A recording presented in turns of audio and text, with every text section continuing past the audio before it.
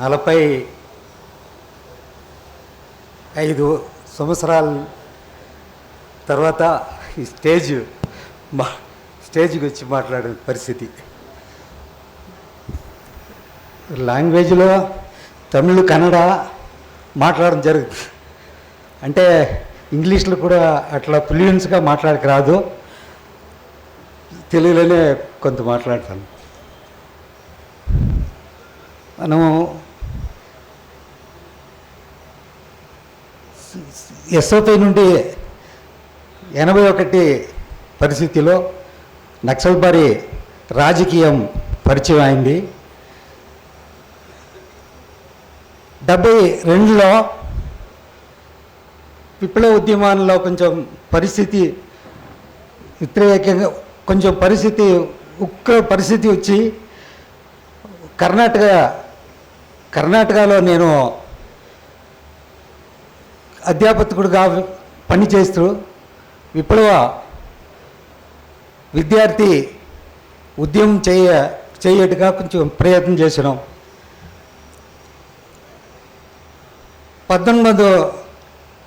1908లో PVK అని చెప్పి ప్రగతిపర విద్యార్థి కేంద్ర, అది ఒక విప్లవ విద్యార్థి కానే పనిచేసింది. దాని నుండి పెద్ద ప్రభావం వచ్చింది. కర్ణాటకలో అసలు సిపిఎం కొన్ని విద్యార్థి సంఘాలు ఉన్నప్పుడు అది పెద్ద ప్రభావం ఏం లేదు. అంటే విద్యార్థి ప్రగతిపర విద్యార్థి కేంద్రం వచ్చిన తర్వాత ఎన్ని ఇంజనీరింగ్ స్టూడెంట్స్, మెడికల్ స్టూడెంట్స్ వందలాది మంది వచ్చినారు. 1983లో మనం రాడికల్ విద్యార్థి ఆంధ్ర సంఘం నుండి ప్రభావం పెట్టుకొని 83లో గో టు విలేజ్ క్యాంపెయిన్ జరిగింది. దాంట్లో వందలాది మంది వచ్చినారు. దాంట్లో ఎన్నో ప్రచారం. దాని నుండి నేను సంక్షిప్తంగా చెప్పాలంటే ఈ విద్యార్థి ఉద్యమం ఉంటుంది, రైతు కూలి సంఘం, యువక విద్యార్థి విప్లవ యోగ సంఘం, మళ్ళీ ఇంకా మేధావి సంఘం అన్నీ కూడా ఈ రాడికల్ విద్యార్థి సంఘం ఆంధ్ర నుండి ఆ ప్రభావం పెట్టుకొని పెంచుతాం, అట్లా వచ్చింది అని చెప్పుకోవచ్చు. అంటే ఒకే మాట చెప్పాలంటే, నిన్న మన కామ్రేడ్స్ ఈ రాడికల్ విద్యార్థి సంఘం నుంచి ఎంత ప్రభావం ఇచ్చింది, దాని యొక్క విలువ కూడా ఏమి, దాని నుండి ఏమొక పోరాట మనోభావాలు వచ్చింది, ఇదన్నీ కూడా మాట్లాడారు. అట్లాగనే ఈ గో టు విలేజ్ క్యాంపెయిన్లో ఒక తల్లి నా దగ్గరికి వచ్చి, సార్ మీరు నా పిల్లల్ని ఏం చేసినారు మీరు, ఈ 15 రోజులు పోయి వచ్చిన తర్వాత ఇంట్లో మాట్లాడే విధము, చెయ్యే పని ఒక్క పని కూడా చేయను, ఇంట్లో అన్ని పని చేస్తున్నారు, మాట్లాడే విధము నాకు పరాజకీయం చెప్తున్నాను అంటే అట్లా ఒక మార్పు చేసినారు కదా అని చెప్తున్నారు. అట్లా మనము మన ఈ విప్లవ విద్యార్థి సంఘం అన్నది ఒక పెద్ద ప్రభావం ఉంది.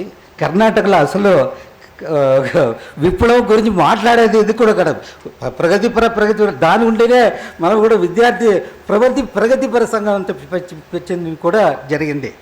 అంటే దాని ప్రభావం నుండి విద్యార్థులు కానీ మేధావులు, కర్ణాటకలో మేధావులు కూడా ఈ మనం ఏం రాస్తామో దాన్ని అట్లానే వాళ్ళ కరపత్రంలో వేసుకుంటారు, మళ్ళీ పేపర్లో రాస్తారు. అట్లా ఒక ప్రభావం వచ్చిందని చెప్తున్నాను. అట్లాగే మన ఈ విప్లవ సంఘం నుండి, ఈ విద్యార్థి సంఘం నుండి రైతు కూలీ సంఘం, అంటే రైతు కూలీ సంఘం విలేజ్ గోటు విలేజ్ క్యాంపెయిన్ నుండి చాలా ప్రభావం పెరిగింది.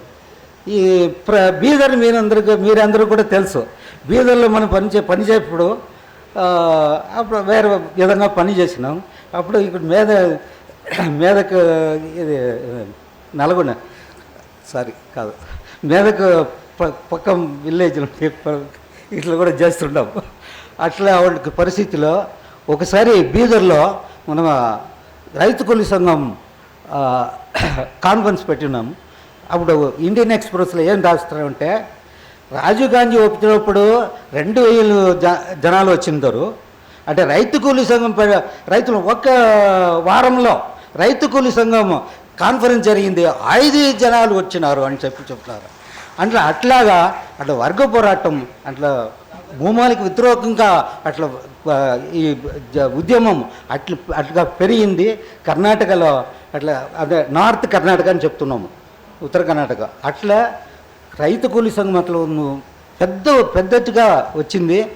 తర్వాత మనము కొన్ని కారణం నుండి ఈ విద్యార్థి సంఘమే వందలాది విద్యార్థి కార్యకర్తలను సృష్టించి మళ్ళీ మేము వెస్టర్న్ ఘాట్స్ పశ్చిమఘట్ట ఇక్కడి నుంచి శురు చేసి, అది ఎట్ల నుంచి అంటే ఆదివాసులపై ఎంత దౌర్జన్యం, అదంతా వ్యతిరేకంగా పోరాటం చేసి ఈ విద్యార్థి సంఘం దానికి ఒక ప్రచోదన ఇచ్చి, దాని నుండి అది కేరళ అదే 3 సంధి అని చెప్తున్నాం, ట్రై జంక్షన్. ఆ ట్రై జంక్షన్లో మళ్ళీ ఆదివాసీ జనాలు పట్టి పెద్ద ఒక ఉద్యమంగా జరిగి వచ్చింది. అంటే ఈ ఈ ಒಂದು ఈ ఒక పరిస్థితిని నేను చెప్పాలంటే కూడా ఇంకా ఉంది. అంటే నేను ఇప్పుడు చెక్క ప్రాధాన్యం ఏంటంటే, ఈ ఉద్యమం అన్ని ఉద్యమం కూడా చంపేస్తాము అని చెప్పి మన అందరూ కూడా కంప్లైంట్ వ్యక్తం చేసినారు. అంటే 2026లో అన్నీ కూడా చంపేస్తామని చెప్తున్నారు. ఈ రాజకీయ ఈ ప్రభుత్వం కార్పొరేట్ కోసం వాళ్ళు ఇట్లా వేసిన దానికోసం ఇట్లాంటి ఒక ఇది చేస్తున్నారు కదా. మన కామ్రేడ్ కూడా చెప్పినారు, బాగా చాలా చెప్పినారు. అందరినీ చంపేస్తే కూడా ఉద్యమం నిలబడదు, ఉద్యమం వస్తుంది అంటూ. నేనేం చెప్తున్నాను అంటే, ఇప్పుడు మీరు ఏం చేస్తారో ఈ 26 చెప్తారు కదా, 10 సంవత్సరాలనే ఈ ఉద్యమం కాదు, ఈ విప్లవం మొత్తం ఈ ఇండియాలో మొత్తంగా అన్ని రాజ్యములు కూడా మరొకసారి వస్తుందని చెప్పి ఇప్పుడు చెప్తున్నాను.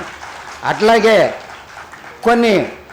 కొన్ని రాజకీయం లేకుండా కొన్ని సంఘాలు చెప్తున్నారు, మనకు చెప్తారు, మీకు ఏం చెప్తారు, 5 జనాలు 10 జనాలు పోతే మీకు రుణం చేస్తున్నారని చెప్తున్నారు. అప్పుడు కూడా నేను ఒక ప్రకటన చేసినప్పుడు, ఇప్పుడు మీ ప్రభుత్వం ఈ దౌర్జన్యం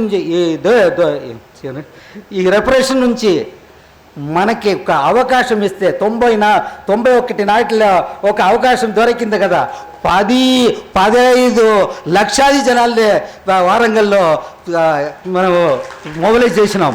అట్లాగే మళ్ళీ కూడా ఇప్పుడు అట్లా కాదు, లక్షాది కాదు, కోట్యాంతర జనాలు మొబిలైజ్ చేసేదిగా ఒక శక్తి మనకు ఉంది. దాని నుండి నేను ఎక్కువ మాట్లాడక అవకాశం లేదు. దాని నుండి కష్టం కూడా అవుతుంది. అంటే చాలా సంవత్సరాలు కేఎస్ వాళ్ళు దగ్గరికి నేర్చుకుని తెలుగు. దాని నుండి ఏం చేస్తున్నాను అంటే, మనకి అవకాశం ఉంది. ఈ ఒక విద్యార్థి విప్లవ విద్యార్థి సంఘం నుండి చాలా ప్రభావం చెందాడు. కర్ణాటకలో కూడా అట్లానే అయింది. అంటే మన విప్లవ ఉద్యమంలో కొన్ని స్ప్లిటిస్ట్ వచ్చి కర్ణాటకలో ఒక ప్రభావం చేసి ఒక కాన్స్పిరసీ చేసి ఇప్పుడు కొన్ని నష్టం కూడా జరిగింది నాకు. దాన్ని మరోగా మేము దాన్ని పెంచుకుంటాం. కర్ణాటకలో కూడా మరొకసారి విప్లవ ఉద్యమం జరుగుతుందని చెప్పి అట్లాగే మనకి భవిష్యం ఉంది కామ్రేడ్స్, భవిష్యం ఉంది. ఈ దోపిడీ వర్గాలు ఏం చేయరు.